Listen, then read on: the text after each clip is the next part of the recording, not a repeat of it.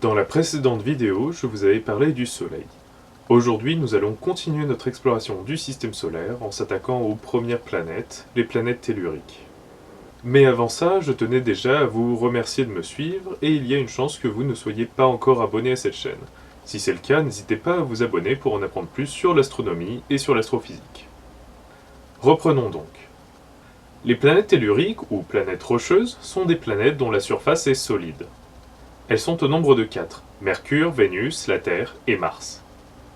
Elles sont toutes situées à la suite entre le Soleil et la ceinture d'astéroïdes. Chacune des planètes telluriques ont des propriétés uniques, mais ont aussi des caractéristiques en commun. Typiquement, elles ont toutes une densité relativement proche et sont, parmi les planètes les plus denses. Leur masse volumique varie de 4 g par cm3 pour Mars jusqu'à environ 5,5 g par cm3 pour la Terre. Elles partagent également une structure interne relativement similaire avec un noyau métallique et un manteau rocheux. À cette généralité, rentrons dans le vif du sujet en commençant par Mercure. Mercure est la planète la plus proche du Soleil, mais également la planète la plus petite du système solaire. Son diamètre est d'environ 4900 km, ce qui fait d'elle une planète si petite qu'elle est plus petite que des satellites naturels d'autres planètes, comme par exemple Ganymède, un satellite de Jupiter. En plus d'être la planète la plus petite, c'est également la planète la moins massive du système solaire, avec ses environ 3 × 10 puissance 23 kg. Malgré sa petite masse et sa petite taille, c'est une planète avec plein de particularités. Déjà, parmi toutes les planètes du système solaire, Mercure a l'orbite qui s'éloigne le plus d'une orbite circulaire. En termes plus mathématiques, c'est la planète dont l'excentricité est la plus élevée dans son orbite. Encore plus impressionnant, sa proximité avec le Soleil fait que la mécanique classique newtonienne ne permet pas exactement de décrire son orbite. On est obligé d'introduire de la relativité générale. Sa proximité avec le Soleil ainsi que sa faible masse l'empêchent aussi d'avoir une atmosphère, ce qui donne des variations extrêmes de température entre le jour sur Mercure et la nuit sur Mercure. Mais en plus de ça, ça va empêcher l'érosion, ce qui fait que Mercure est marqué par tous les impacts qu'elle a reçus. Et enfin, le fait le plus impressionnant selon moi sur Mercure est que c'est la planète qui est, la plupart du temps, la plus proche de toutes les autres planètes. Pour comprendre ça, il faut vraiment voir que le système solaire est vraiment une structure en 3D et toutes les planètes ne sont pas en permanence alignées. Ce qui fait qu'il va y avoir différents arrangements des planètes dans leurs orbites. Et comme toutes les planètes ne tournent pas à la même vitesse et que Mercure est la planète qui tourne la plus vite autour du Soleil, elle est le plus souvent au plus proche des autres planètes.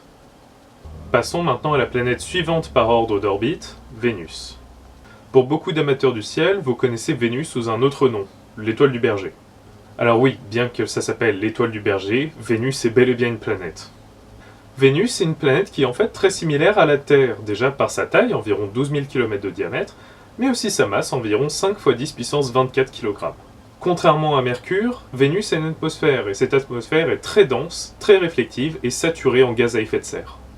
La composition de l'atmosphère de Vénus la rend totalement hostile à la vie comme on la connaît sur Terre, déjà avec tous les gaz qui s'y situent, les pluies d'acide sulfurique et les températures atroces. D'ailleurs, souvent on montre cette photo de Vénus qui est en fait la photo radar de sa surface. Si vous regardez dans un télescope Vénus, vous devriez voir quelque chose qui ressemble beaucoup plus à ça, une espèce de boule blanche qui reflète quasiment la totalité des rayons du Soleil qui lui arrivent. Une autre particularité de Vénus est que sa vitesse de rotation sur elle-même est très proche de sa vitesse de rotation autour du Soleil. Vulgairement, on pourrait considérer que 1 an de Vénus correspond à une journée de Vénus. Enfin, nous arrivons à la Terre. Alors, je ne vais pas m'éterniser parce que c'est une planète que vous connaissez plutôt bien, je pense. Comme je disais tout à l'heure, elle est relativement proche en termes de taille et en termes de masse de Vénus. A savoir que l'unité astronomique que j'utilise depuis tout à l'heure, ou UA, est définie par la distance moyenne entre la Terre et le Soleil. C'est une planète très unique dans le système solaire car c'est la seule pour laquelle on est sûr qu'elle a accueilli la vie, parce qu'elle l'accueille toujours aujourd'hui. Attention, ce n'est pas le seul corps du système solaire où on peut retrouver de l'eau. Cependant, c'est le seul corps du système solaire où, à sa surface, on peut retrouver naturellement de l'eau solide, de l'eau gazeuse et de l'eau liquide. Autre particularité par rapport à Mercure et Vénus, c'est que c'est la première planète par ordre d'orbite qui a un satellite naturel. Ce satellite naturel, c'est la Lune, bien évidemment.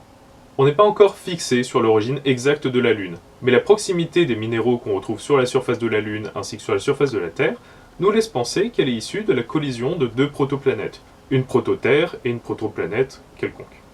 Et enfin, nous abordons la dernière planète des planètes telluriques, j'ai nommé Mars. Mars est environ 2 fois plus petite que la Terre et Vénus, mais également environ 10 fois moins massive. Mars a une atmosphère avec également des gaz à effet de serre, mais son atmosphère n'est pas suffisamment dense pour lui maintenir une température très élevée. Mais Mars possède ses extrêmes à elle. Elle a déjà le volcan montagne le plus grand du système solaire, mais également le canyon le plus grand du système solaire. Mars possède également 2 satellites naturels, et c'est d'ailleurs la seule des planètes telluriques à en posséder autant. Ces satellites sont Phobos, environ 25 km de diamètre, et Deimos, environ 10-15 km de diamètre. Alors je parle de diamètre comme si c'était des boules, mais ce n'est pas le cas, ce sont des formes avec beaucoup plus d'aspérité contrairement à la Lune.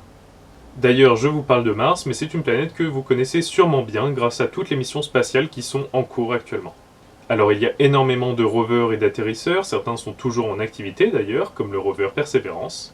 Il y a également des missions en orbite autour de Mars, et d'ailleurs il y a pas mal de missions prévues pour Mars, que ce soit pour ses lunes ou encore pour sa surface. Enfin voilà, merci d'avoir suivi la vidéo jusqu'au bout, c'était les planètes telluriques. Dans la prochaine vidéo, je m'attaquerai aux petits corps présents dans le système solaire, avec entre autres la ceinture d'astéroïdes. D'ici là, portez-vous bien, et je vous dis à très vite.